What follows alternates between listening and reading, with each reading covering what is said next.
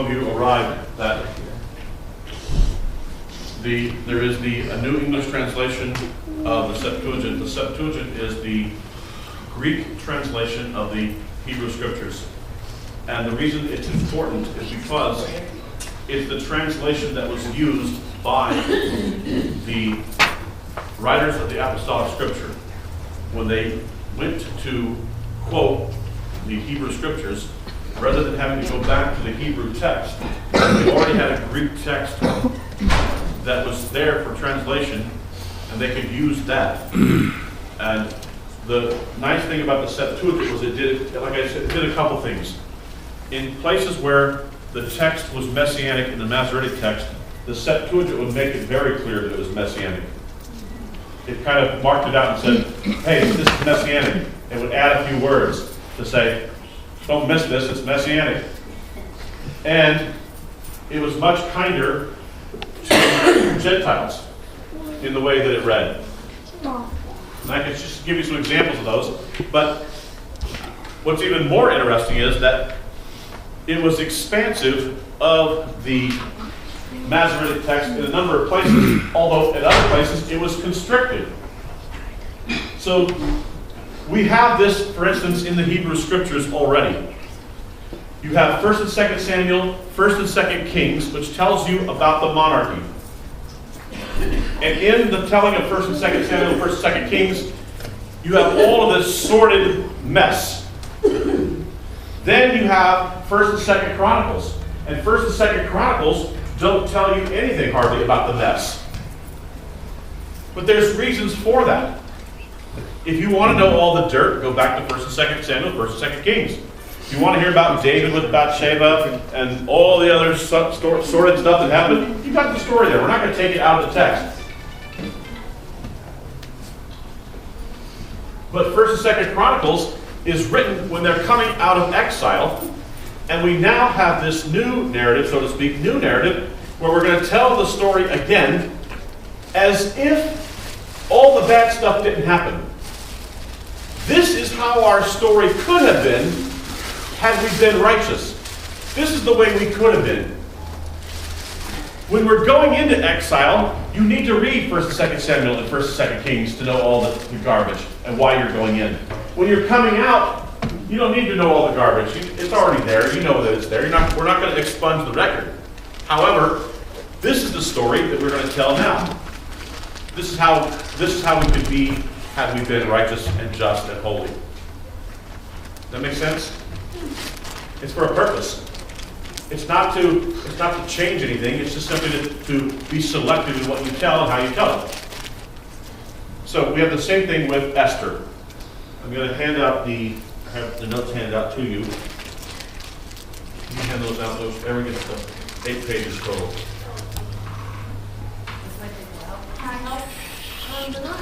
They're not collated, so she's going to have to do it so that...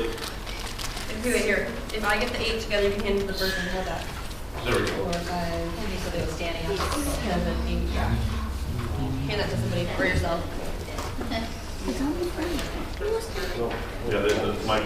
Okay. All right. So this past Wednesday night to Thursday night, we had the Festival of Purim, which brings us to focus on the book of Esther. What's fascinating is this.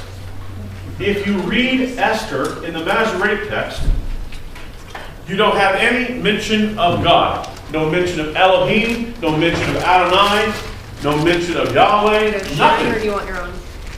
If you read the Alpha text of Esther and the Old Greek, the Septuagint text of Esther, there's a lot of mention of God. He's all over the place. Now, we know that there's no mention of Esther in the Apostolic Scriptures, and there's no mention of Esther in the Qumran Dead Sea Scrolls. Let's discuss for a moment why that would be. Why do you think traditional Jews and or Judaism had a difficulty with the book of Esther? I just gave you one reason. I know what he said. Why was the book of Esther a book that had difficulty being, nobody got, as far as we know, there's no fragment, to date of any fragment of Esther in the Dead Sea Scrolls, even though it's closer to the time of the Dead Sea Scrolls than just about any of the other books. And in fact, the Greek translation of Esther is extremely close to the Dead Sea Scrolls. And yet, the Dead Sea Scroll community, either at Wadi Murabat, Nechal, Keber, Masada, or Qumran, we don't have a fragment of Esther. Why do you think Esther was not liked? Hold up, I know you know some of these. Yes, Dan. There's no mention of God throughout the text, is one of No them. mention of God. Absolutely. And they remain Nazarene text, Hebrew text, Nazarene text, no mention of God. No Adonai, no Elohim. No, nothing. No mention whatsoever. What's some other reasons why you might not have liked Esther? She married a pagan king. You got a good Jewish girl marrying a pagan king. Yikes! What's a nice Jewish girl doing in Persia? Marrying a pagan king. Now, I know she didn't have a choice. She was conscripted, okay. But still, the idea that she's there doing that. What's some other reasons? No mention of God. Jewish girl marrying a pagan king. What's some other reasons why Esther was not liked? No mention of God in the way that it's worded. Yeah, we mentioned that. I already mentioned it. Yeah. Okay. How about this one? Persia, the Jews have been allowed to go back to Israel And to repatriate, and yet there are Jews still living in Persia when they can go back.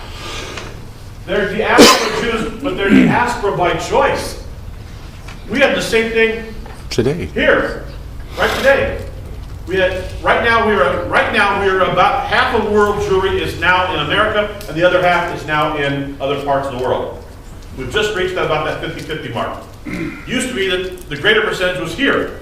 And when Israel was opened up in 1948, they had businesses here, they had schools here, families were here, everything was here. Why go back and be a pioneer? You kidding me? Uproot my family, take them over to Israel? You're kidding me. So there were Jews in Persia that said, I'm not leaving. I got a nice cushy job. We're making big dough. Who's leaving Persia to go back and help Eretz Israel? Who needs that? That's one issue, huh? Work on a farm? Work on a farm? Are you kidding? Try to, deal with land that's got to be dug up. I got it all made here. It's cushy. It's posh. Who needs Eretz Israel? Green acres all over again. Yeah, who wants to go back and repatriate and pioneer a place that's barren? Okay, that's one reason. Here's another reason. So, no mention of God's name. Exiles allowed to return, but they don't do so. A Jewish girl marries a pagan king. Some people didn't like the fact that, well, let's face it focuses on a woman. A woman is part of the some Jewish people didn't like the fact that it focuses on a woman. That's their problem. Number 5, reason they didn't like it. Not only the four we just mentioned, but the other issue is this. At the end of the book, they create another holy day that's going to rival things in the Torah. What are they doing creating more holy days? They don't have the right to do that. If it didn't come from Moses, down Mount Sinai, no more holy days. They don't have the right to create another holy day. Yeah. Technically considered a holy day? Well, not a festival? It's not a holy day, but it's a day of remembrance. Yeah. So it was like they're creating more days on the calendar where people have to kind of stop and observe. That's how they felt. Not mandatory, but I'm saying Like Hanukkah. it's like Hanukkah, right? It's like Hanukkah. You don't have to, but it created the feel of an obligation. Okay, aren't we supposed to stop and do something and make this somewhat important? Involve the fast. Yeah, the fasting. Okay, half-day fast mentioned in Zechariah 8. One of the half-day fasts. There are 4 half-day fasts. So it created some tension that Jews were being asked to observe more than just what the Torah asked. Okay, there's a number of reasons why. Now, let me suggest, so I've given you a bunch of notes. I've run out of time because I went long on a number of other things. But the book of Esther in the Greek text is much different. There are dreams, there are prayers, and God shows up all over the place compared to the book of the Masoretic text. Now let me tell you why I think that is. The question is this. The Masoretic text question asks this question. Will God be faithful to diaspora, that is dispersed Jews, who aren't even necessarily observant? Hear what I'm saying? Will God, the God of Abraham, Isaac, and Jacob, will he be faithful to dispersed Jews who are not observant, who really aren't acknowledging his presence? Yeah. I think another way to phrase that question is not will he be faithful, because God is always faithful, but Correct. are they still his people? Correct. Yeah, that's what I'm trying to say. Thank you. That's why I have her here. Kind of. Keep you. That's what I needed to say. Yes. Are we still his people? Is he still going to help us? I mean, we know he'll help the people. He'll help the people in Eretz Yisrael. But will he help the people, his people, if they're not here? Will he still be faithful to them outside this area? Kind of that idea. And so now the Masoretic text doesn't mention him at all. Although I make the argument in my paper that the text comes right up to saying his name and then drops off. For instance, Esther says, I want everybody to fast. Well, anybody that's read the Hebrew scripture knows that fasting and prayer go together. But she doesn't say, I want everybody to pray. She says, I just want everybody to fast. But because prayer was too overtly religious, because you've got to pray to somebody. But fasting, you can just say, I want everybody to fast. What does that mean? Okay. But don't pray. Then it said prayer. That's too overtly spiritual. So it came right up to the edge of saying the name of God, or right up to the edge of saying something spiritual or something Torah, and then dropped off. Whereas in the Targums and in the Old Greek and in the Alpha text, they just went overt and said, look, he's here, he's present. He's all over the place. He was here all along. Now, I think that the Masoretic text does some interesting things to make you understand that God's presence is there. I mentioned this in the notes, that it's very familiar, it's very close to Joseph. There's a lot of stuff in the Joseph narratives. And God was with Joseph. It's very close, there's a lot of affinities with the Exodus narratives. And God was with his people in the Exodus when they were in Egypt. And when Joseph was in Egypt. So if God was with Joseph when he was in Egypt, and God was with his people when they were in Egypt, then he's with us as well. Okay, by understanding. Okay, so the Masoretic text isn't going to mention his name because God is transcendent. He's present even when you can't see him, even when you can't understand him or find him. Yeah. Well, it's going to show that the promise made to Abraham was continuous, no matter, has to do with salvation, it has to do with the promise that he kept to Abraham and his seed. Right. No matter where just like the United States, they're very successul. Right. In Persia, they may have been very successful, and he's still following that. Is that God was going to be faithful no matter what. Yeah. But they didn't think, there were some of them who didn't think that. There were some who thought, will he still be faithful to us even if we're not living in the land?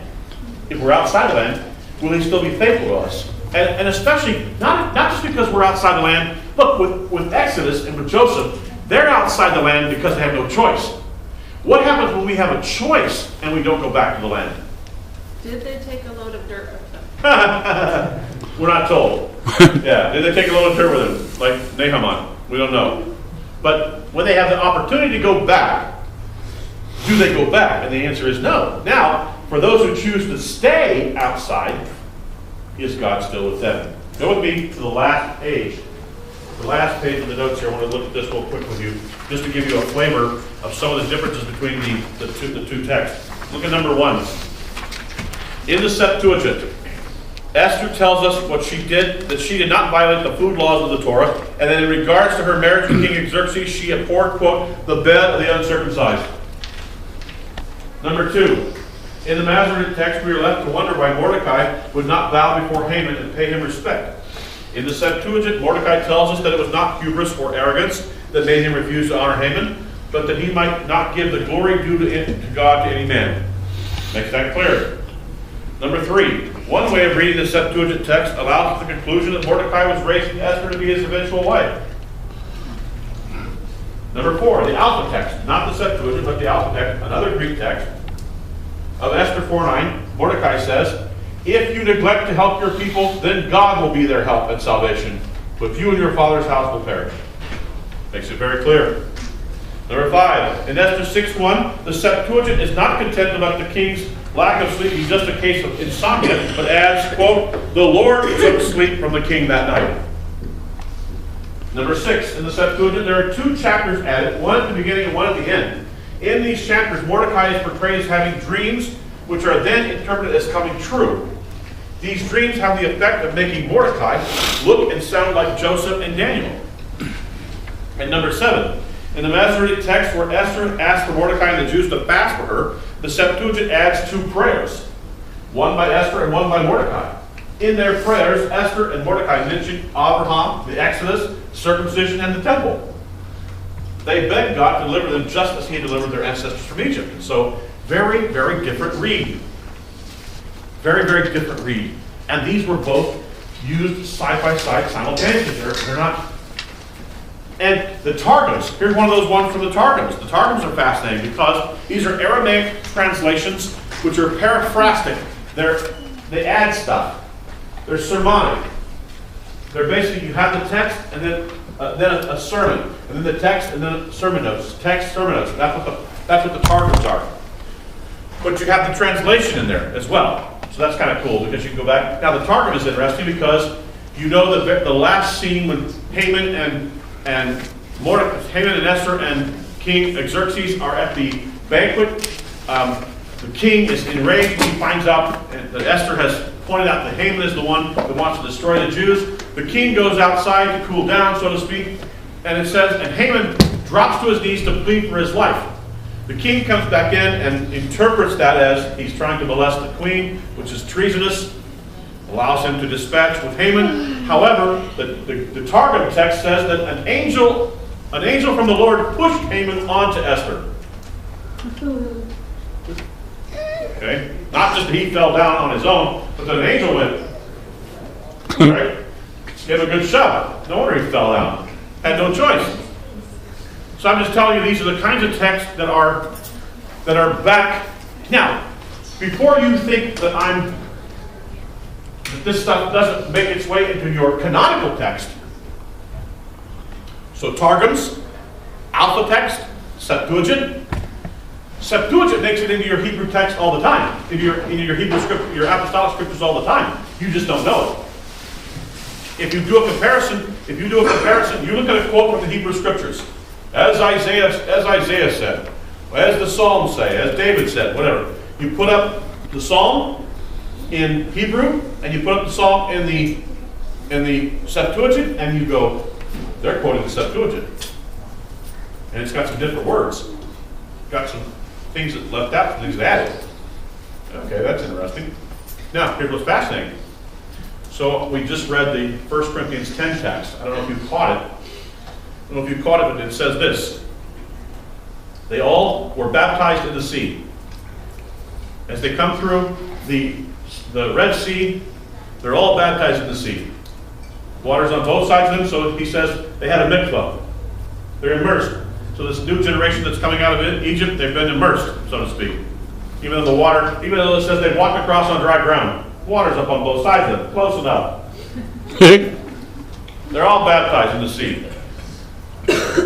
Right? Then it says this. Now here's the part that's tricky. It says that the rock followed them. The rock that gave them water followed them. Well, there's nothing in the Hebrew scripture that says the rock followed them. There was a rock at the beginning of their journeys that water came out of, and there was a rock that gave water at the end of their journeys. Now get this. In the intertestamental literature, non-canonical intertestamental literature, 2 or 3 sources say, oh, by the way, that rock followed them. So this rock that's here at the beginning, and the rock that's there at the end, that giving them water, went ding, ding, ding, ding, ding, ding. And everybody looked around the rock. The rock hasn't moved. Or the rock looks like it's moved. But there's no, how the rock moved. And then the people moved and the rock moved. How'd that happen? Well, it doesn't tell us that in the Hebrew text. It doesn't tell us that in the Septuagint. That's intertestamental literature. That's actually into your, as we all know, the rock followed them. As we all know. What do you mean, as we all know? Well, it's as we all know, because it's intertestamental literature. We've all read that. Even though you wouldn't have come to that conclusion. Nobody that I know of would have come to the conclusion necessarily that the rock followed them. But here's the real kicker. He then adds this. And that rock was Christ. What? Okay. Living water? Huh? Living water, Mayim Kayim, rock of our salvation, and all this kind of stuff, right? All this rock imagery in the Psalms especially. This rock that was here at the beginning, and this rock that was here at the end providing them water, not only did it follow them, but oh, by the way, that rock was Messiah, was Christ. Wow, okay. And they're bringing in material from different parts of the intertestamental literature and other parts of the traditional textual history. Textual history that most of us don't access. But it gets onto the pages of our apostolic scriptures and we don't even realize it. We don't even realize it. I'll give you one more. Just as an example of this, oh, by the way. Here's one of these oh, by the way things, as we all know. Because this is the way things were. If God is in charge of an angelic army, he is called Adonai Sibaot, Adonai of armies, then who are these armies? These armies happen to be Malachim, angels. So therefore, wherever he is, there will be angels. Because he always has a bodyguard with him, as we all know.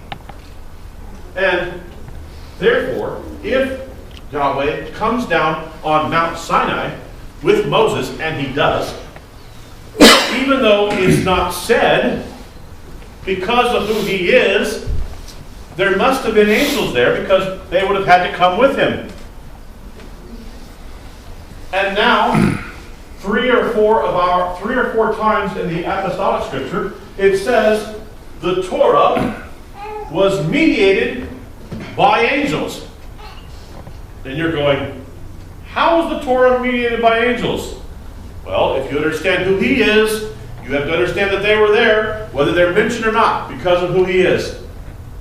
And again, the intertestamental literature makes this explicit. And your apostolic scriptures also mention it as, oh, by the way, as we all know. Because the literature is much more expansive and much more inclusive than what we tend to think. We're talking about Targums, we're talking about Septuagint, we're talking about Qumran, we're talking about intertestamental literature that's non-canonical, but it works its way into the text as an oh, by the way, as we all know. What I'm saying is this, I think what they considered authoritative text was a much broader category than what we traditionally think. They thought much more expansive in terms of authoritative texts than what we do. and they were willing to incorporate things into their faith tradition, into the stories and narratives of their lives that they told, than what we do, because we don't read the Targums, we don't read the Septuagint, we don't read the intertestamental literature. We're much more static and much more mono in our bibliolatry. Okay, we want one thing. But what's interesting is we're looking at these texts, we're seeing that they weren't that way. They were actually bringing things in all along. So Esther is a fascinating read because you have a text that says, here's no mention of God. So here, I can tell Esther one way. I can say, we're not going to mention God at all. He is there, but we will not speak of him. He is transcendent. I can then say to you, yes, he was transcendent. Yes, he was not mentioned. But now if I want to tell the same story with him there, let me tell you how it really was. Let me tell you how it really was. And it was really this way, with the prayers, the dreams, and the mention of God. Now we make him explicit. Here he is covert. Here he is overt. What's true? Yeah, they're both true. That's the key. Is that he can be covert and he can be overt. And at different times and in different situations, he is both at the same time. So we need to hear both. We need to hear the symphonic harmonic of who he is. And so we have both. And that's a good thing.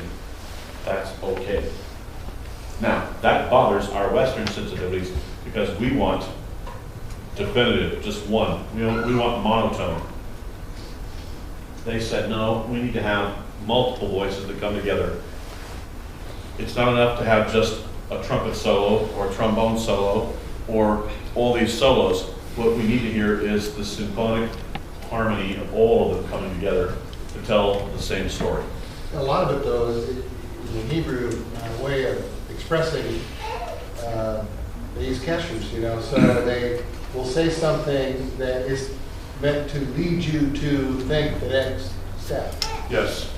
As part of the learning process. Yes, most definitely. Mm-hmm. That's how I look at Esther. I look at when she fasted. Well, I just in my head it's prayer fast. Okay, now we go. I would assume that part even there. Right. Right. Because that's how it's. And what I'm saying is the that pattern. right. And I'm saying that even in the Masoretic text where they didn't mention his name, I think they hinted and pushed you towards that. What they did was they pushed you all the way to the edge, and then it makes you think without saying. But that requires a understanding of the text.